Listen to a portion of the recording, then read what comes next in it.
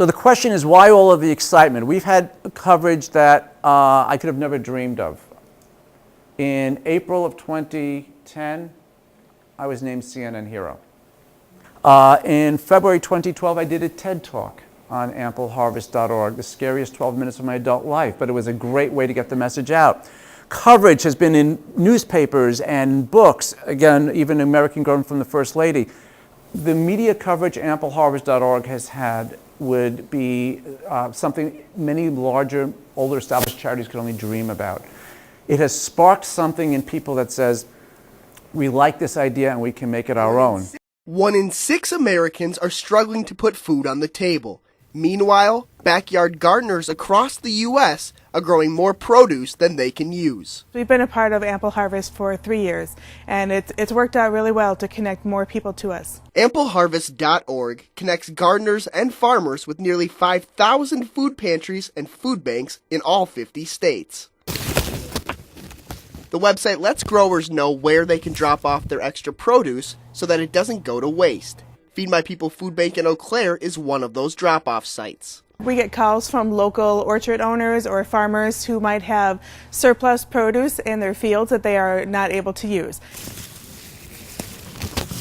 Last year, contributions from local gardeners and farmers came to about 30,000 pounds of fresh produce. So whether it was pumpkins or zucchini or green beans, it was all very much appreciated. And the best part about the program? Anyone can participate. Whether it's the one person's backyard garden has overproduced the zucchini, or a farmer who has 40 acres of green beans that they cannot use. So we're happy to accept any size of local produce donations. And we look forward to improving that even more this year. In Eau Claire, Mike Joyce, WQOW News 18. We use Google Alerts to track news and followings on ampleharvest.org, and it's very common for Google to say, there's been a TV story or a news story, and they never called me or anything like that. Our press kit's really, really good, and this is an example of one we had no prior knowledge about. It just popped up. But this is the type of coverage that occurs across the country, and this is the type of... Now, I also have to be clear about something, and this is really important. When pantries sign up on ampleharvest.org, there is no guarantee they're going to get food. All right? This opens up the opportunity for food to be donated. There are two things that still need to be done. A, people in the area need to be growing food, and B, people in the area need to learn that they can donate the food. If you're in the middle of an urban area, the likelihood of food being donated, grown food, is less, obviously. There's less food being grown. But also, this is an ongoing viral and education campaign. Remember I said educate, encourage, and enable? The educate, encourage is still a work in progress, so this is continuing to grow. But here in a place, we've done nothing special in Eau Claire, and food's coming in. This is what we hear very often. So if you remember the early slide of that empty highway, this is what a highway system, this is what what the highway looks like when you tell people don't come, you can't use it. You just bottleneck everything in terms of commerce and transportation in the community. And this is really what's happened to our food system. We've unclogged that. These are some of the agencies and organizations that have been helping us. Now, remember I told you Iowa plays a special place in ampleharvest.org? The USDA has been immensely helpful to ampleharvest.org. Secretary Vilsack of Iowa has been hugely impactful. I've had the honor of meeting him. Google, as I had said, has given us $480,000 a year of free advertising and other support. For those of you who enjoy really good wine, this is a shameless plug, BV is running a $200,000 cause marketing campaign for ampleharvest.org, and on their wines, they're actually neckers, these labels that talk about ampleharvest.org. We were recently named a Clinton Foundation strategic partner, and this past October, and try to picture me in a tuxedo. I mean, this is a rare sight, but I had the honor of receiving the Points of Light Award from Points of Light, which is set up by President Bush. As I envisioned it, I had to build ampleharvest.org in a way that would talk to all of America, liberal, conservative, Democrat, Republican. And to have a program that spoke to one constituency but not another would be a failure, because it would mean that half of the country wouldn't eat as well as the other half, and that wasn't right. So the crafting of the message, the way I presented it, and sometimes not being as outspoken as I otherwise might have been in my personal opinions, helped to make ampleharvest.org appealing and comfortable to people of all persuasions. And we've been very, very successful at that. This is not a East Coast, West Coast, left wing, right wing thing. This is an American solution to hunger. Other organizations and groups that are involved, the EPA. As I talked about the fact that food waste has a significant environmental cost to America, the EPA has run their own program on food waste, and ampleharvest.org is one of the 4 programs that are involved in helping to ameliorate that issue. Whyhunger.org is an important partner of ours. We have an informal partnership with Feeding America, which is that hub of the Food Bank Network. National Council of Churches, AOL Huffington Post. I was named Huffington Post Game Changer 2011 in 2011 and the Greatest Person of the Day one day in 2010. I mean, all these different groups have been saying this is a really good thing. And I have to say one other point. People keep pointing at me saying, you did a great thing. And I keep trying to say, it's not me. And it really isn't. When I was a kid, my mother loved Leonard Bernstein. I didn't get it. I really didn't. I said to her, you know, the guy's waving a stick. He's not making any music. All the musicians make the music. I'm waving a stick. 40 million growers are going to feed the country, not me. So while I accept that I'm waving the stick, this is not about anything that Gary does, and it's not that much about what ampleharvest.org does, although we are the enablers. I'll take ownership of that. It's what we enable 41.6 million people across the country to do in their own communities, and that's really where the honor and the recognition should ultimately be going to. So what has ampleharvest.org looked like over the past couple of years? Well, as I said, it rolled out in April of '09, and we quickly got a grant from Google. We were, National Gardening Association came on board with us. We started partnering with United Way. Remember I told you about His Hands Food Cupboard, and they started saying, we need this stuff from the stores? I saw that and I said, oh my. So we went out and we built an iPhone and an Android app called Ample Harvest. They're free apps. So that when gardeners don't garden all year long, and some people don't garden at all. So when you're in a store, you could actually, tuna fish, apples, whatever are on sale cheap, you could actually use your app to see which pantry in my community actually needs the stuff, get the food if you want to be charitable and make the donation. National Council of Churches got involved. We got involved with Let's Move. It continued to grow. By the way, on the bottom one, there's an entire episode of PBS's Growing a Greener World, all about ampleharvest.org. You can see it at ampleharvest.org/PBS. In January 2012, I did a TED Talk, and this past January, we got involved with the Clinton Foundation, and we were awarded the Purpose Prize. So this is what the country used to do with its food. This is what we can now do with its food. Backyard gardeners, community gardeners, and farmers can donate food to food pantries. Ampleharvest.org is the connecting point that allows that to actually happen.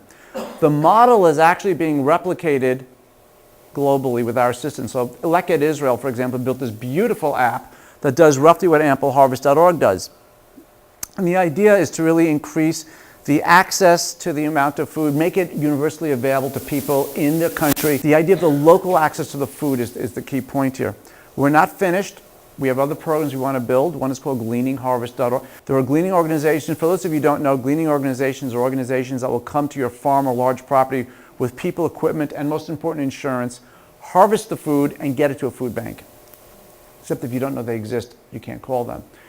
Gleaningharvest.org is going to be a nationwide directory of gleaning organizations and a massive education program telling America about gleaning, and again, building these bridges there. Community Nutritional Index. I told you I was always bad in numbers. I hate the idea of poundage being the discussion. It's the wrong discussion when it comes to fresh food. What I want to get the discussion to is not how much food gets to a community, but how much nutrition gets to a community. And let's be realistic about it. If 2 people donate 100 pounds of food, 100 pounds of iceberg lettuce, and 100 pounds of spinach, they weigh the same, but one has much more nutritional impact on the community than the other does. So the goal here is going to be to build a model, modeled after some stuff from PC Magazine, interesting, with some weighted information ultimately, that's going to allow the community, the grower, and the country as a whole to understand that in the big picture scheme, This is how this food, ounce per ounce, pound for pound, impacts the nutrition of the community versus that food. This is a program I believe the Clinton people are going to be helping us put together. We're going to be building Producepedia. There's no reason why somebody should be bringing rhubarb to a food pantry and people think it's red celery, or worse, eat the leaves and get sick. This is going to be a program in which when you're donating food, you, the grower, know what you have. It'll be a printout and it goes along with it so that the pantry knows what. Most people in this country don't know the ridiculous things that growers grow. I grew purple carrots one year. My wife didn't know what to do with the stuff. So this is part of that education process. And then push technology.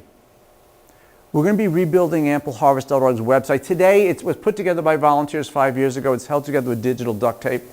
And the idea is to have a digital connection between the pantries and the growers in the community. So that a pantry says, we really need this or we don't want that. They'll be able to say something. It gets pushed out by either texting or Twitter or whatever to the growers in the community. They can decide what they want to do with it. These are some of the things that we want to do. So why has ampleharvest.org been so impactful and successful? Number one, it makes sense. It's simple. It's something that most people look at and say, how come nobody ever thought about it before? And I ask myself that question all the time. We're using existing resources. It's a viral program. It's a plug-and-play solution. Secondly, it's extremely efficient.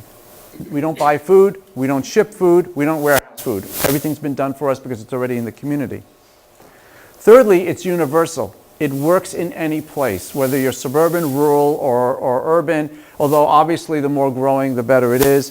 But it's also open source. We're making the data freely available. In the discussions I had yesterday with a group of people here, somebody said, if a pantry gets too much food, how can we get them to share it with other pantries? And that was the first time it came up. What about using ampleharvest.org so Pantry A can find another pantry in the neighborhood and say, hey, come and pick up the extra food? It's a really good idea, and it's something I think we're going to try to implement. But the point is, by making the data freely available, other applications get built around it. And from the critical perspective, it meets the critical nutritional and hunger needs of the country. It will hugely impact childhood obesity, type 2 diabetes, and help the environment. But it's got these other good pieces in there also. It's a very, very efficient model. Our budget is 5 minutes of feeding America's budget on an annualized basis. I mean, think about that for a minute. A nationwide program that's a couple $100,000 a year versus a program that's over $1 billion a year.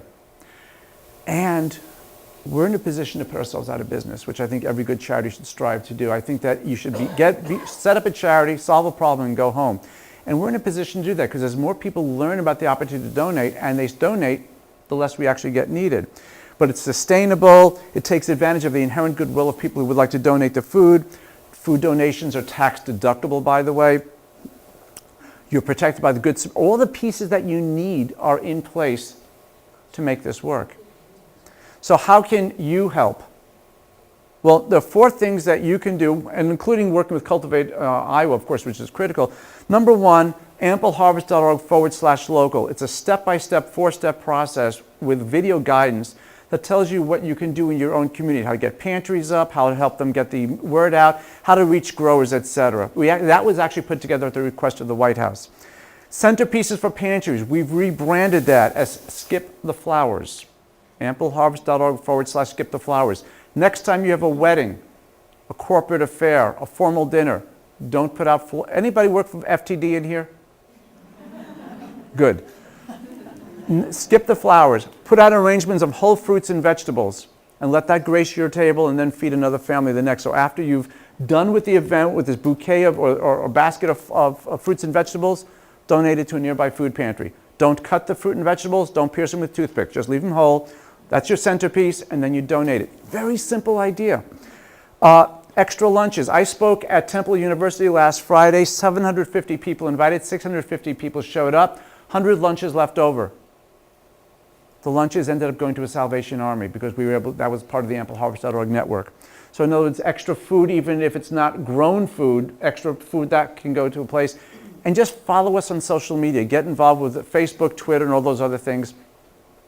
Be a part of the discussion, help to make it all happen. We also need help as a nonprofit to do the work that we're doing. One of the things that's been a challenge for ampleharvest.org is that we don't touch the food. We're moving information and not food. So many foundations that would fund an organization that's a hunger organization say, show us the meals, and we can't. We're a pipeline, we're a supply channel, we're not actually doing the food. So this has become a challenge in this funding area. The areas we need support and help with are corporate support, cause marketing, foundation introductions, matching employee contributions, speaking opportunities like this, and also virtual food drives. And by the way, the importance of a virtual food drive is that instead of food going to a pantry, which is good, I mean, the pantries need the food, don't get me wrong, although don't do that anymore either, and I'll explain in a second. Really, it's helping us bridge more growers to that pantry so that the food can be flowing for the rest of the gardener's life. Why shouldn't you donate food to a pantry? The pantry can buy food at 1/10 of the price that you can. Don't spend $3 on a box of pasta and take it to the pantry. Give them the $3, let them buy 10 boxes of pasta. I know the food feels good in your hands, I get it, but you're throwing 90% of your goodwill away. All right, and I think anybody in this room who runs a food pantry would agree 100%. They need the food, but they can get it. You know, when the Red Cross says we're doing work in Haiti, there's been something traumatic, you don't send them a blanket from your closet. You mail them a check, they get the blankets. It's a much more efficient system that way. So these are just some of the pictures of food that's been donated. And I think it was a really nice way of ending the presentation to talk about the fact that it is in all 50 states, even though Alaska and Hawaii are not on here, they're included. This is something that anybody and everybody should be getting involved with. And I don't care whether you are growing herbs in your kitchen window or whether you are a large farmer, the opportunity to change the face of hunger and nutrition in your community is there. The mantra is no food left behind. If you're not going to eat the food or can't share it, find somebody else who will. We have a country that needs it. By extension, if we can nourish the country with the food from our gardens, we're going to have a healthier and, by extension, wealthier nation. Thank you very much. Thank you.